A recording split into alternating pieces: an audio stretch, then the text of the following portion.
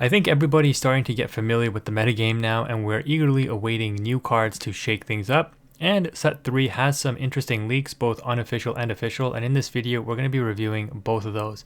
So let's go ahead and jump straight in.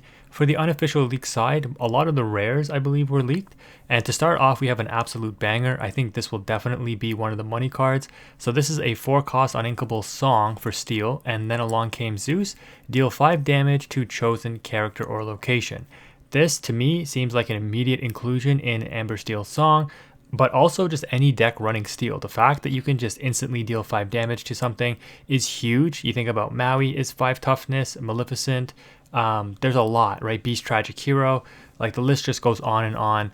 This card will absolutely see play, and in my opinion, it will be a money rare.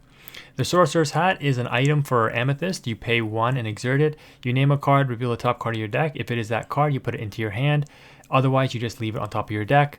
A card that, in my opinion, is a little underwhelming right now because it does disrupt tempo and doesn't actually advance the game state like Spellbook does. And even Spellbook is kind of controversial because it costs 1.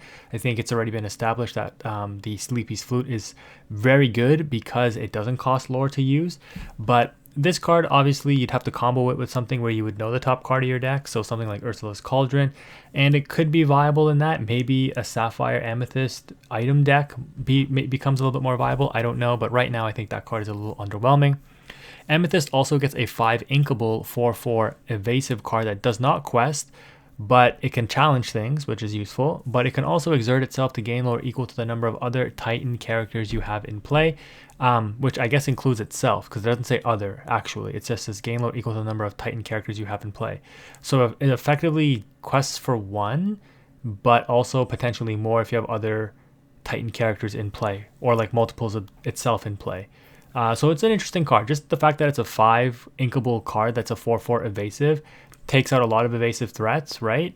Because isn't the Tigger an evasive 6-cost 4/4? So this just straight up is better than Tigger, but anyway, Tigger is a Ruby card. So interesting card there. Moving on, we've got a item for Steel, Map of Treasure Planet. This is one of my wife's favorite movies from Disney. So glad that this franchise is seeing some love. Exert it. So first of all, it's a 3-cost inkable item, but you can exert it and you pay 1 less for the next location you play this turn.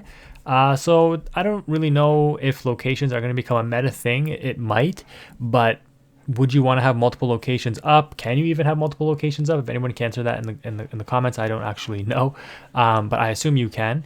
And then you pay 1 less to move characters to a location, which could become relevant if we see some really effective cheap locations. That could be very, very good. But I imagine that this would really only go into a location-focused deck, which again, could become meta, we don't know.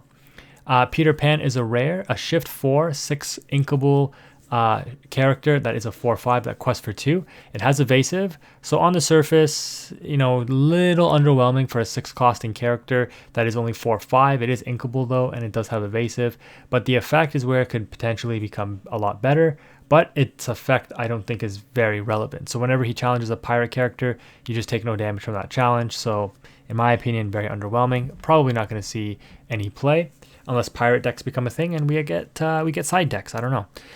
Cursed Merfolk. This card will become relevant and will likely be one of the money cards for Emerald.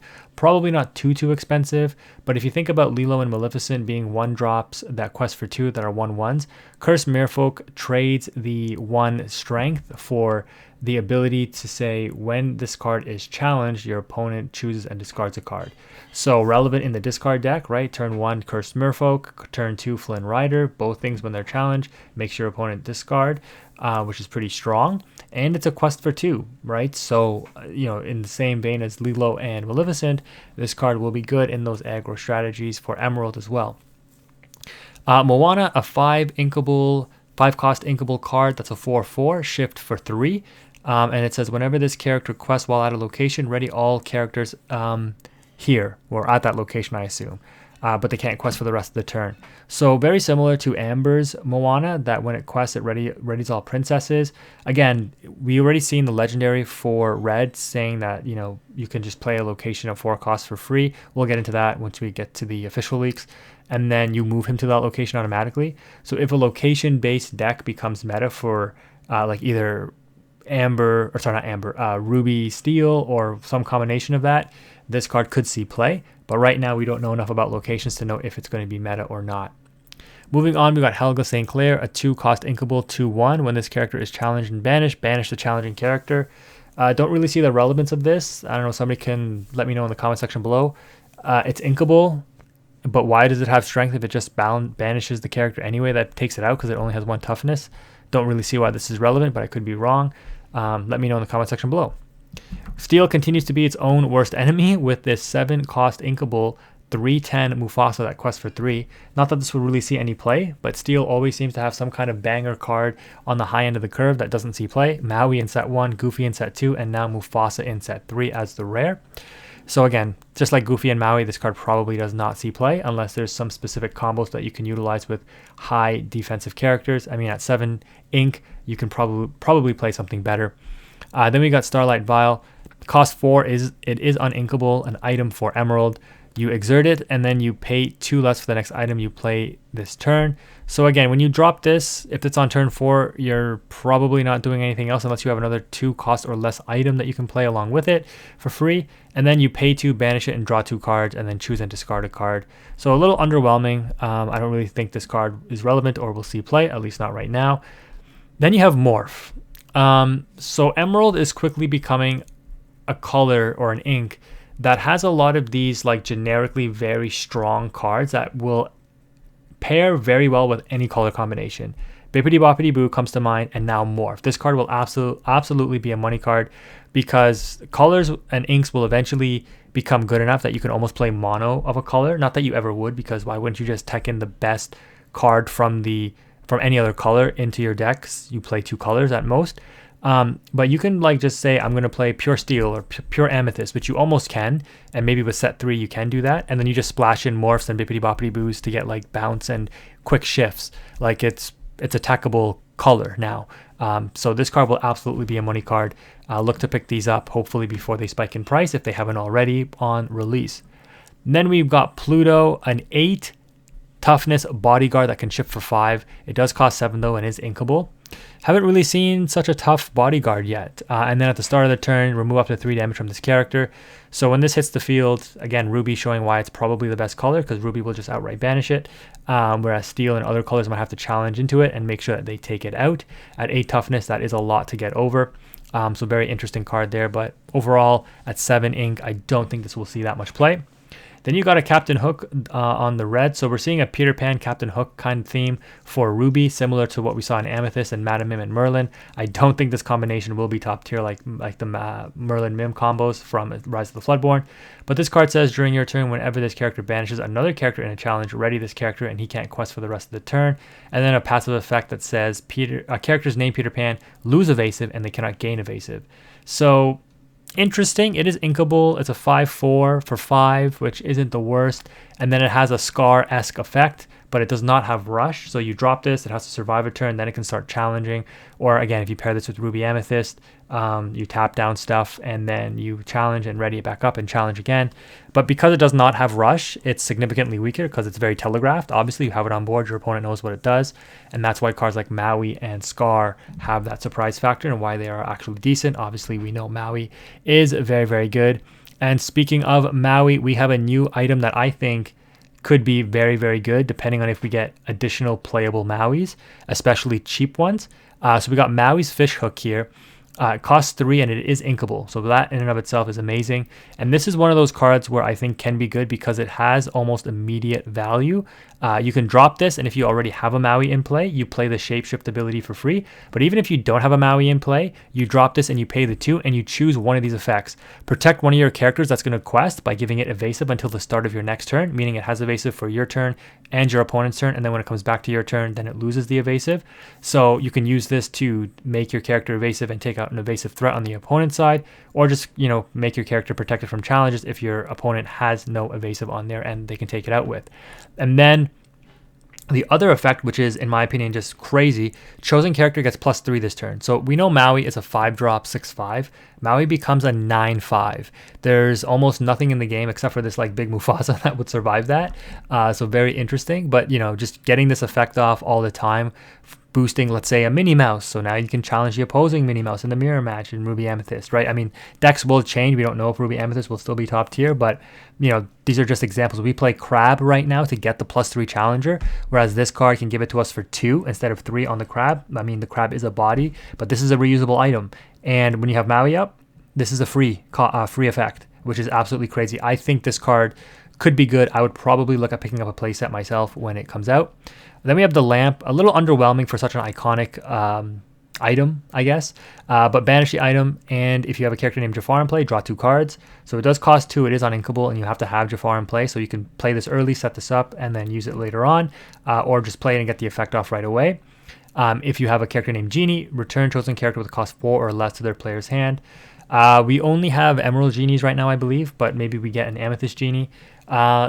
With Jafar, we have some Amethyst Jafars, which don't really see play, and we have some Steel Scars that very seldom see play, and they definitely don't see play in the Amethyst Steel deck unless you're running a Floodborn version to utilize the 4-drop Jafar Dreadnought. So again, given what we know right now, pretty underwhelming item. Draw 2 cards is very good for 2, but you need a combo to set it up, and because of that, it's not the greatest in my opinion. Moving on to some Sapphire cards, now we've got Huey, which is pretty cool. It's got support as a 2-cost inkable 2/2, and it also has the effect that whenever this character quests, it does quest for 1. If you have characters named Dewey and Louie in play, you may draw 3 cards, which seems pretty insane, but keep in mind you have to have all 3 characters on field, and you know, setting that up, it seems like you would lose a lot of tempo trying to get that going, and your opponent will likely just explode on the board in the meantime. So right now, I think this is a little underwhelming, given that Sapphire has stronger draw engines right now, like the item engine with Hiram. Next up, this one's kind of interesting. Mama Odie, Mystical Maven. This is going to be good, whenever you play a song, you may put the top card of your deck into your inkwell face down and exert it. So similar to Fishbone Quill, this card costs 3. It's a body though, and pairing it with like Sapphire Steel Song maybe will become a deck, because imagine playing things like Let the Storm Rage On, Strength of the Raging Fire, Grab Your Swords, the new Then Zeus came along. All of those cards out an opponent's card most likely, and it generates you an ink advantage. So Sapphire Steel Song might become a thing, given that Steel has some of the strongest songs in the game. So maybe Amber Steel Song isn't the only way we play now. I don't know. Pretty interesting card. Gustav the Giant, 3-cost inkable. That's a 6/6. This character comes into play exerted and can't ready at the start of your turn. Sorry, so it can't ready at all. Not even the start of your next turn. Just it can't ready as it normally would when you'd ready, set, draw.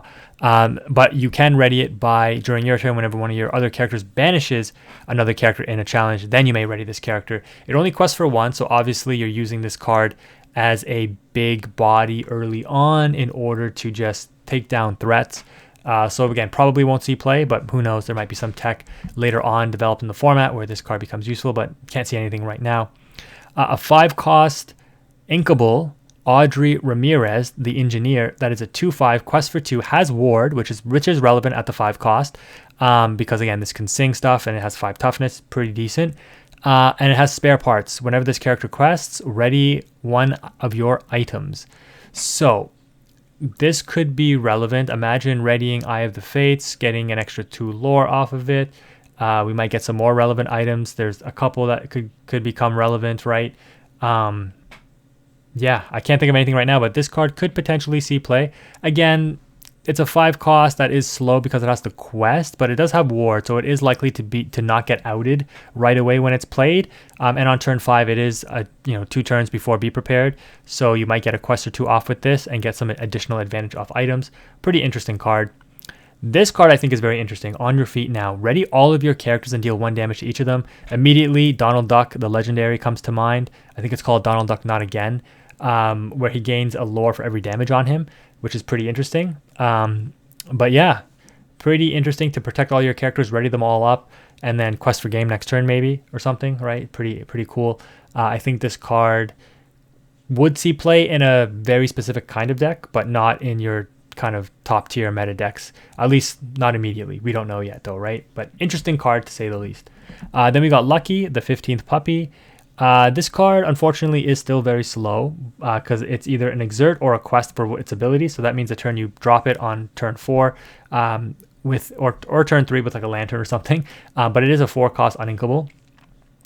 You can exert it to reveal the top 3 cards of your deck, and then you may put each character with cost 2 or less into your hand. So you could potentially go +3 off of this thing, which is insane.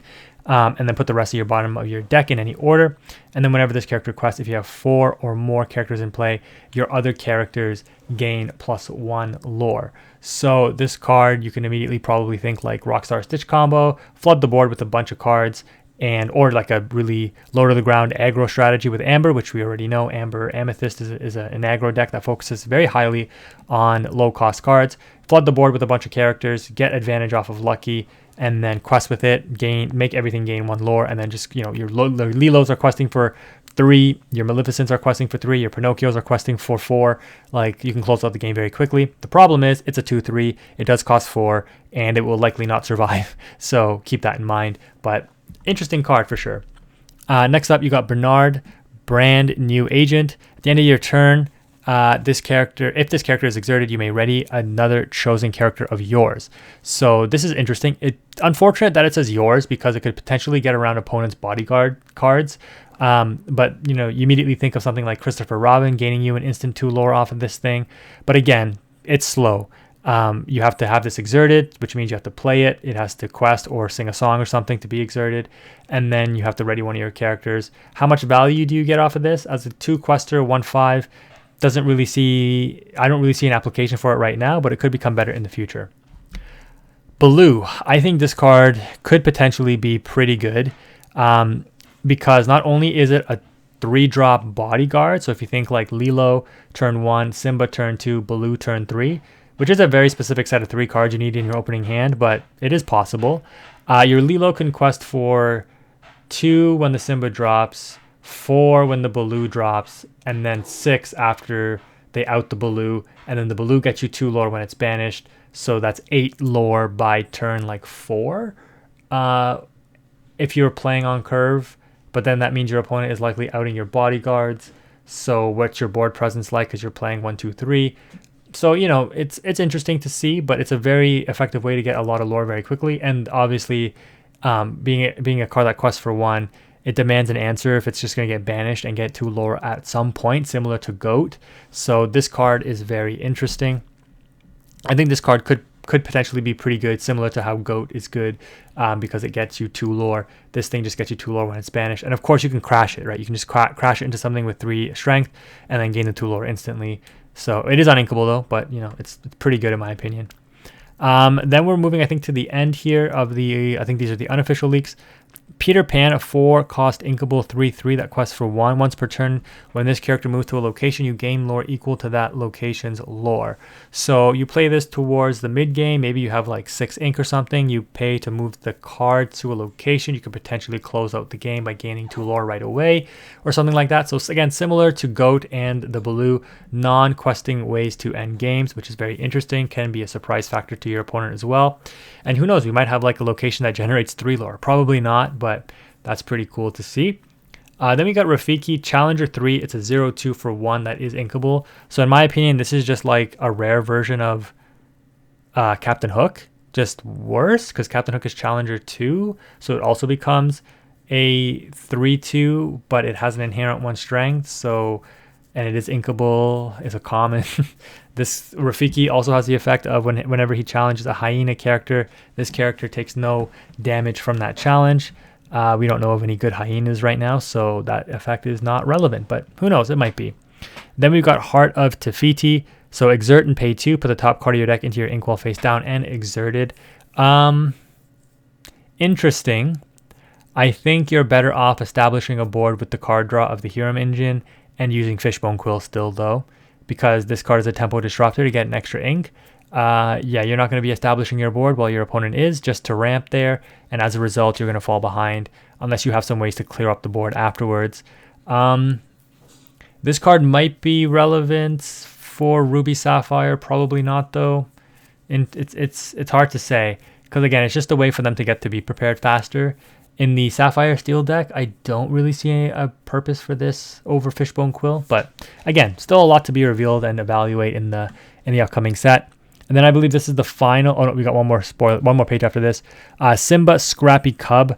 This is a Pinocchio for Ruby. So Ruby Amethyst aggro is going to become a thing, because you have Maleficent 1-drops, Pinocchio 2-drops, and now Simba Scrappy Cub as the 2-drop as well. That quest for 3. Yeah, this is interesting. I probably am going to test something out with this because I love the Ruby Amethyst pairing, but it's interesting to see Ruby get this kind of card here. And then I think this is definitely the final one here. We got the Bare Necessities, a 2-cost inkable song. So again, Cinderella application. Chosen character reveals their hand and discards a non-character card of your choice. For 2, that is insane because you get the hand knowledge and you get a discard, which is crazy. Amber Emerald discard, could it become a thing? I don't know, we'll see. But you know, you got this, you have forgotten me. Pretty interesting stuff.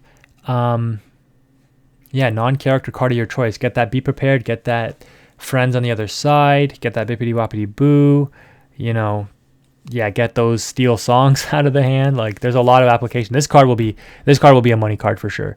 An amazing song for Amber there. Then you got Heart of Atlantis, a 4-cost uninkable. You tap it and you pay 2 less for the next character you play this turn. So this is just a double up on Lantern. So, but it is 4. I don't know how I feel about it over Lantern, but it is what it is. Then you got a Robin Hood, a 6-cost inkable 4/5 that quests for 4. I love the Robin Hood movie. So I'm glad to see this card getting some more love. I love the super from Sapphire. Unfortunately, it's not relevant anymore, but it was definitely relevant in set 1 if you were playing Sapphire. Will this card be relevant? I mean, by turn 6, you're dropping this. It has to wait before it can quest. It's likely getting outed, but it's cool to see and very awesome artwork in my opinion. And it's a Dreamborn hero, so yeah, it's like that alternative storyline, I think is what Dreamborn means. And then the final card, I believe here is now, yeah, this is the final card, is the Stitch Covert Agent. Evasive, 5-cost inkable 3/3, quest for 2, and then it has the effect of Hide. When this character is at a location, he gains Ward. So this is the first card, I believe, that inherently has Evasive and Ward that we've seen, which is a dangerous combination because it means that it has to exert itself in order for you to challenge it with an evasive character, or you just be prepared. But yeah, this combination is very, very interesting. Yeah, Emerald Evasives come into play. It looks pretty good. So that does it for the unofficial leaks. I think this video is kind of long though, so maybe I'll break this up into 2 parts and look at the official leaks in another video. But if you've made it this far and you watched through all these links, let me know what you're excited for out of these leaks and what you think is going to be good and how you might use it. Thank you again for watching. Quantum is out.